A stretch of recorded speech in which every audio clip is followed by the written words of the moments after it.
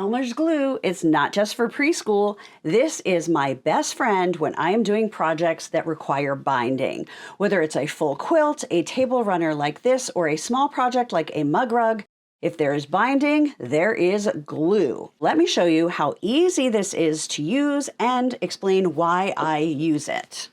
I have attached the binding to my table runner. I have pressed, folded, and mitered those corners. For this video, we are going to be talking about tacking this binding down so that when you sew it, either by hand or by machine, I'm a by machine person. Let me know in the comments which you prefer. I like to do it by machine because it is a lot faster and I can get on to my next project. So what I'm going to need is Elmer's washable school glue. The most important thing is that you use a washable glue. You don't want something that is going to stay hard and crusty under your binding. You want something that's going to be light and will wash out if you ever put your project through the washing machine. Then you will need a bunch of fabric clips. There are links below the video to show you where you can buy these as well. One thing I like to do is I like to look at the miter before I start. And I like to start putting the glue on the fabric that is on the bottom of the miter. So I'm going to start on this side. I also go around and I make sure there aren't any long threads sticking out. Open my glue, just run a very small bead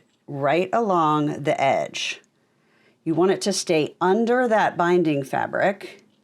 You do not want it coming out. And then you're going to simply press that down. And then I like to add some clips. Now I normally just leave my projects for an hour, 2 hours or so, because usually by the time I'm at this point, I'm a little tired and ready for a break. If you are in a time crunch and you want to just keep going, you can put the glue and then you can run an iron across it as long as you do not use steam. Just heat, no steam, because the goal is for it to dry, not to add extra moisture. Then I'm just going to do the same thing across this side. And when I get to that point, I'm going to put an itty bitty bit of glue right on that spot that is going to fold. Now it's really important to clip that miter to make sure that stays down and perfectly lined up. That is how easy it is. All you're going to do is continue to glue and clip all the way around your project. And again, if you don't want to wait for the glue to dry on its own, you don't need the clips. You can use an iron with no steam.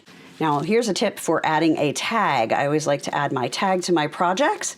So I fold this over and I line the tag up to make sure the binding isn't going to be covering the part that I like. And then I baste the tag on before doing my gluing. You can also glue your tag down, but I have found it stays in place better if you just take a second and baste it, making sure that the area that you sew is going to be underneath the binding because you don't want it to show on the outside.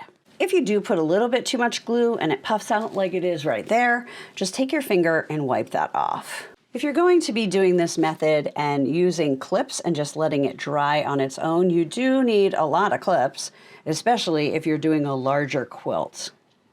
Okay, that's all glued and clipped. So now I'm just going to go do something else, let that dry, and then I'm going to come back and I'm going to sew that by machine. I'll sew really close to the edge of the binding. The machine stitching will show a little bit on the front, which is why a lot of people prefer to do it by hand. But let me show you. If we sew really close to that fold, I'll put that through, it'll be right here. So it's maybe 1/8 of an inch from where the binding folds over.